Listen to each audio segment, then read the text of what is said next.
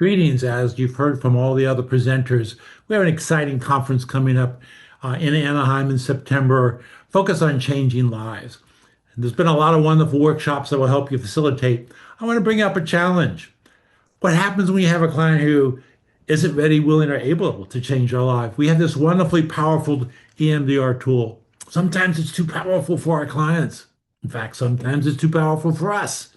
What are we going to do with that? That's where the processing continuum is going to come into play.